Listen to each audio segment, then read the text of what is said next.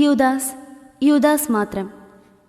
Thomas കുട്ടിയെ ഞാൻ കാണുന്നത് ഇരുണ്ട ഇടനാഴിയിലൂടെ നടന്നു പോകുമ്പോഴാണ്. മുഖം എനിക്ക് വ്യക്തമായിരുന്നില്ല. ഇരുവശവും ഉയർത്തിക്കെട്ടിയ മതിലുകൾ വഴിയിൽ ഇരുൾ പടർത്തി. നന്നേ വിഷമിച്ച് നടക്കുകയായിരുന്നു ഞാൻ. ആരെയോ വൃഥ പഴി പറയാനുള്ള ശ്രമമായിരുന്നു എൻ്റേത്. വർഗീസ് പുണ്യവാളനെ മനസ്സിൽ ധ്യാനിച്ചു. വർഗീസ് പുണ്യാള, വഴിയിൽ പാമ്പുകളൊന്നും ഉണ്ടാകരുതേ. തോമാസ് കുട്ടി പറഞ്ഞു, പഴി പറഞ്ഞിട്ടെന്താ കാര്യം? നേരം ഇരുട്ടിയിരിക്കുന്നു.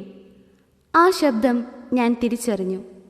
തോമാസ് കുട്ടി കാണിച്ചു തന്ന ടോർച്ചിൻ്റെ വെളിച്ചത്തിലൂടെ ഞാൻ മുന്നോട്ടു നീങ്ങി. ഞങ്ങൾ ഇരുവരുടെയും വഴി രണ്ടാകുന്നിടത്ത് തോമാസ് കുട്ടി നിന്നു. അതുവരെയും ഞാൻ തോമാസ് കുട്ടിയോട് ഒന്നും ഉരിയാടിയില്ല. പിന്നെ അയാളുടെ ചോദ്യത്തിന് മറുപടിയായി പറഞ്ഞു, എനിക്ക് പരിചിതമായ വഴി ഞാൻ തനിയെ പോയിക്കൊള്ളാം. മറുപടിയിലെ വാക്കുകൾക്ക് മനഃപൂർവ്വം കടുപ്പം വരുത്തുവാൻ ശ്രമിച്ചു. ഞാൻ വർഗീസ് പുണ്യാളനെ മനസ്സിൽ ധ്യാനിച്ച് നടക്കുമ്പോഴും തോമാസ് കുട്ടി ടോർച്ചടിച്ച് വെളിച്ചം കാണിക്കുന്നുണ്ടായിരുന്നു. എപ്പോഴാണ് തോമാസ് കുട്ടി എന്നെ ചേട്ടൻ എന്ന് വിളിക്കാൻ തുടങ്ങിയത് എന്നറിയില്ല. കണക്കെടുക്കുന്ന കന്യാസ്ത്രീയുടെ പഴി കേൾക്കേണ്ടി വരുന്നതിലുള്ള വിഷമമായിരുന്നു മനസ്സിൽ. ഏറെ പരിശ്രമിച്ചു നോക്കിയിട്ടും ഹോംവർക്കായി തന്ന കണക്കുകൾ തെറ്റുപറ്റാതെ പൂർത്തിയാക്കാൻ എനിക്ക് കഴിഞ്ഞില്ല. സ്കൂളിലേക്ക് കയറും മുൻപ് വർഗീസ് പുണ്യവാളൻ്റെ ചിത്രത്തിലേക്ക് നോക്കി. ഹോംവർക്ക് ചെയ്യാൻ കഴിയാത്തതിലുള്ള പരിഭവം പറഞ്ഞ് തിരിഞ്ഞു നോക്കിയത് തോമാസ് കുട്ടിയുടെ മുഖത്തേക്കായിരുന്നു. മനസ്സിലെ ആവലാതി കെട്ടുപൊട്ടിച്ച് പുറത്തേക്ക് വന്നു. കന്യാസ്ത്രീയുടെ കയ്യിലിരിക്കുന്ന ചൂരൽ വടിയുടെ ചൂട് മനസ്സിലോർത്ത് അറിയാതെ ഞാൻ കൈവെള്ളയിലേക്ക് നോക്കി. ഹോംവർക്ക് പുസ്തകമെടുത്ത് മേശയിൽ വെച്ചിട്ട് തോമാസ് കുട്ടിയെ ദയനീയമായി നോക്കി. തോമാസ് കുട്ടിയോട് ചോദിച്ച് വേണ്ട തിരുത്തലുകൾ വരുത്തി. മനസ്സിൽ വർഗീസ് പുണ്യവാളനോട് നന്ദി പറഞ്ഞ് സീറ്റിലിരുന്നു. കണക്കു ടീച്ചർ വന്ന് ഹോംവർക്ക് പരിശോധിക്കുമ്പോൾ എനിക്ക് നിറഞ്ഞ സംതൃപ്തിയായിരുന്നു. ഹോംവർക്ക് ചെയ്യാതെ വന്നവർക്ക് ചൂരൽ വടി കൊണ്ട് കൈവെള്ളയിൽ അടി കൊടുക്കുന്നതും നോക്കിയിരുന്നു. കൂട്ടത്തിൽ തോമാസ് കുട്ടി ശിക്ഷ വാങ്ങുന്നത് കണ്ടപ്പോൾ മനസ്സിൽ അലിവ് തോന്നി. കണക്കു ടീച്ചർ ക്ലാസ് കഴിഞ്ഞ് പുറത്തു പോയപ്പോൾ ഞാൻ തോമാസ് കുട്ടിയുടെ അടുത്ത് ചെന്നു. കൈവെള്ള തടവിക്കൊണ്ട് ചോദിച്ചതിന് തോമാസ് കുട്ടി മറുപടി ഒന്നും പറഞ്ഞില്ല. വർഗീസ് പുണ്യവാളനോട് പ്രാർത്ഥിച്ചാൽ മതി, ടീച്ചർ നോക്കുമ്പോൾ അറിയാതെ മാർക്കിട്ട് പോകും. പുതിയ ഒരറിവ് പകർന്നു കൊടുക്കും പോലെയാണ് ഞാനത് പറഞ്ഞത്. പുഞ്ചിരിച്ചുകൊണ്ട് തോമാസ് കുട്ടി പറഞ്ഞു, സംശയം തോന്നിയാൽ ചോദിക്കാൻ മടിക്കേണ്ട. പിന്നെ എപ്പോഴോ തോമാസ് കുട്ടി എന്നെ ചേട്ടാ എന്ന് വിളിക്കാൻ തുടങ്ങി. ഒരിക്കൽ പള്ളിയിലേക്ക് പ്രാർത്ഥനയ്ക്കായി വിളിച്ചപ്പോൾ തോമാസ് കുട്ടി പറഞ്ഞു, ചേട്ടൻ പറഞ്ഞാൽ മതി. വർഗീസ് പുണ്യവാളനോട് എൻ്റെ കാര്യം കൂടി ചേട്ടൻ പറഞ്ഞാൽ മതി. തോമാസ് കുട്ടി നടന്നു പോകുന്നത് നോക്കി മനസ്സിൽ പറഞ്ഞു, വർഗീസ് പുണ്യവാള, തോമാസ് കുട്ടിയോട് ക്ഷമിക്കണേ. പട്ടണത്തിലെ പഠനത്തിൻ്റെ തിരക്കൊഴിഞ്ഞ ദിവസങ്ങളിൽ വീട്ടിലേക്ക് വന്ന നാളുകളായിരുന്നു. തീർത്തും അവിചാരിതമായിട്ടായിരുന്നു തോമാസ് കുട്ടിയെ കാണുന്നത്.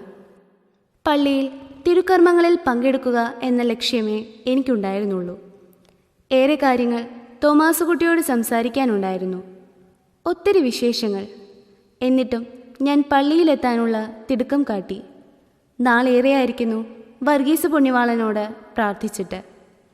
പുണ്യവാളനോടുള്ള പ്രാർത്ഥന പട്ടണത്തിലായാലും മുടക്കാറുള്ളതല്ല.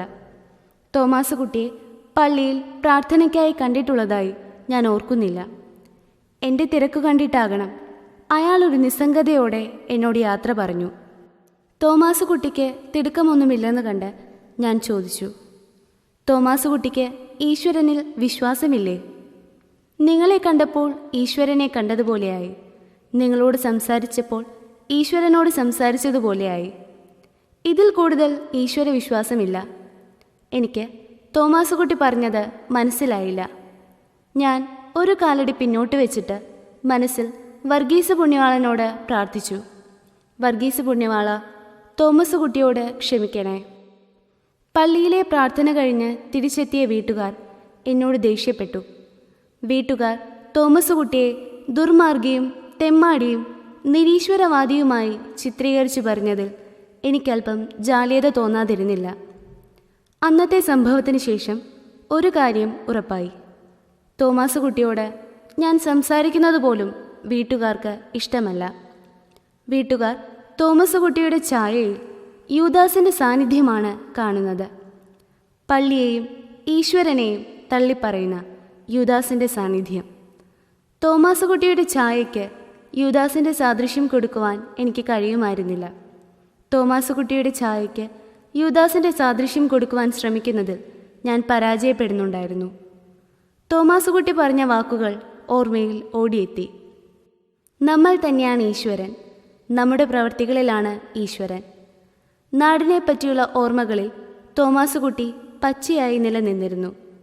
മറ്റുള്ളവരുടെ പ്രവൃത്തികളെ വിലയിരുത്തി അവരിൽ ഈശ്വര ദർശനം കാണാൻ തുടങ്ങിയത് എന്നു മുതലാണ്? തോമാസ് കുട്ടിയുടെ വാക്കുകൾ എന്നെ സ്വാധീനിച്ചിരിക്കണമെന്ന് എനിക്ക് തോന്നി. വീട്ടുകാർക്ക് ഞാൻ തോമാസ് കുട്ടിയോട് സംസാരിക്കുന്നതിൽ പോലും എതിർപ്പുണ്ടായിരുന്നു. എനിക്ക് ജോലിയായതും എൻ്റെ വിവാഹവും ഞാൻ തോമസ് കുട്ടിയെ അറിയിക്കാതിരുന്നത് മനഃപൂർവ്വമായിരുന്നു. കുട്ടികളോടൊത്ത് അവധിക്ക് നാട്ടിലേക്ക് വന്ന നാളുകളായിരുന്നു. എനിക്ക് വല്ലാത്ത ഉത്സാഹം തോന്നി. വർഗീസ് പുണ്യവാളൻ്റെ രൂപത്തിന് മുൻപിൽ എത്തിയപ്പോൾ ഞാൻ കുട്ടികളോടായി പറഞ്ഞു, വർഗീസ് പുണ്യവാളനോട് പ്രാർത്ഥിച്ചോളൂ. കുട്ടികൾ കൈകൾ കൂപ്പുന്നതും രൂപം തൊട്ടുമുത്തുന്നതും കണ്ട് ഞാൻ പരിസരങ്ങളിലെ മാറ്റങ്ങൾ ശ്രദ്ധിക്കുകയായിരുന്നു. കുട്ടികൾ ചോദിച്ചു, ഡാഡി എന്താ പുണ്യവാളനോട് പ്രാർത്ഥിക്കാതിരുന്നത്? അപ്പോഴാണ് ഞാൻ അക്കാര്യം മറന്നിരിക്കുന്നു എന്ന് മനസ്സിലാക്കിയത്. കൂടെ മറവി സംഭവിക്കുന്നു എന്ന് സമ്മതിച്ച് നടത്തം തുടർന്നു. ഞാൻ ഈയിടെയായി പള്ളിയിൽ പോകുന്നതും കുറച്ചിരിക്കുന്നു. ഞാൻ പള്ളിയെയും പ്രാർത്ഥനയും ഉപേക്ഷിച്ചുവോ എന്ന് പരിചിതരായവർ പലരും ചോദിച്ചു തുടങ്ങിയിരിക്കുന്നു. പെട്ടെന്നാണ് തോമസ് കുട്ടിയെ ഓർമ്മ വന്നത്. അത് പതിവുള്ളതാണ്. നാട്ടിലെത്തിയാൽ തോമാസ് കുട്ടി ഓർമ്മകളിൽ ഓടിയെത്തും. ഓരോ മനുഷ്യരുടെയും മുഖത്ത് ഈശ്വരനെ കാണാൻ ശ്രമിക്കുന്ന തോമാസ് കുട്ടി ഓരോ മനുഷ്യരും ഈശ്വരൻ തന്നെയായിരിക്കുമോ? എനിക്കൊന്നിലും ഉറപ്പില്ലായിരുന്നു. ഞാൻ യൂദാസിൻ്റെ മുഖമായിരുന്നുവല്ലോ മനുഷ്യരിൽ കണ്ടിരുന്നത്. 30 വെള്ളിക്കാശിനായി ഈശ്വരനെ ഒറ്റുകൊടുത്ത യൂദാസിൻ്റെ മുഖം. പക്ഷേ തോമാസ് കുട്ടി, ഈയിടെയായി ഞാനും നിന്നെപ്പോലെ മനുഷ്യരിൽ ഈശ്വര ദർശനം കാണാൻ ശ്രമിക്കുന്നു. എൻ്റെ ചിന്തയും നിന്നെപ്പോലെ മനുഷ്യൻ്റെ പ്രവൃത്തികളിൽ ഈശ്വരനെ കാണാൻ ശ്രമിക്കുന്നു. തോമാസ് കുട്ടി, നീ എൻ്റെ മാർഗദർശിയായിരിക്കുന്നു. എൻ്റെ തെറ്റുകൾ തോമാസ് കുട്ടിയോട് ഏറ്റുപറയണം. എൻ്റെ ജോലി, എൻ്റെ വിവാഹം എല്ലാം എനിക്ക് തോമാസ് കുട്ടിയോട് പറയണം. എന്നിട്ട് തോമാസ് കുട്ടിയുടെ വിവരങ്ങൾ ചോദിച്ചറിയണം. ഞാനായിരുന്നു യഥാർത്ഥത്തിൽ യൂദാസ് ആയിരുന്നതെന്ന് ഏറ്റുപറയണം. ഞാനായിരുന്നു യഥാർത്ഥ തെറ്റുകാരൻ എന്ന് പറയണം. തോമാസ് കുട്ടിയെ പോലെ ഒരു മനുഷ്യനെ തിരിച്ചറിയാതെ പോയ തെറ്റുകാരൻ. തല താഴ്ത്തിയാണ് ഞാൻ തോമാസ് കുട്ടിയുടെ മുറിയിലേക്ക് കയറിയത്. എല്ലുന്തി വില്ലുപോലെ ഒരു രൂപം കട്ടിലിൽ കിടപ്പുണ്ടായിരുന്നു. ഞാൻ ആകെ സ്തംഭിച്ചു നിന്നുപോയി. എന്നും ഉശിരോടെ കൈകൾ വീശി തലയുയർത്തി ആരെയും കൂസാതെ നടന്നിരുന്ന തോമാസ് കുട്ടി. എന്നെ കണ്ടിട്ട് തോമാസ് കുട്ടി തിരിച്ചറിഞ്ഞതായി ഭാവിച്ചില്ല.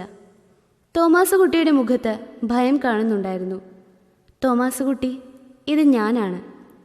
എല്ലാവരിലും ഈശ്വരനെയായിരുന്നുവല്ലോ ദർശിക്കാൻ ശ്രമിച്ചിരുന്നത്.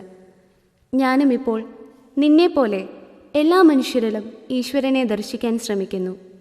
തോമാസ് കുട്ടി മറുപടിയൊന്നും പറഞ്ഞില്ല. കൈകൾ ഉയർത്തി തലയിണയ്ക്കടിയിലായി പരതി. തലയിണയ്ക്കടിയിലെ കൊന്ത തിരയുകയാണെന്ന് മനസ്സിലാക്കിയ ഞാൻ കൊന്ത കയ്യിലെടുത്തു. ഒരവിശ്വാസിയെപ്പോലെ ഞാൻ പറഞ്ഞു, തോമാസ് കുട്ടി, ഇത് കൊന്ത വാങ്ങി തോമാസ് കുട്ടി കുരിശു കയ്യിലെടുത്തു. മുഖം മറയ്ക്കാനായി വശം തിരിഞ്ഞു കിടന്നു. എന്നിട്ട് പറഞ്ഞു, വയ്യ, എന്നെ ഒന്നും ഓർമ്മിപ്പിക്കരുത്. എനിക്കും യൂദാസിനെ മാത്രമേ കാണാൻ സാധിക്കുന്നുള്ളൂ. യൂദാസ് മാത്രം.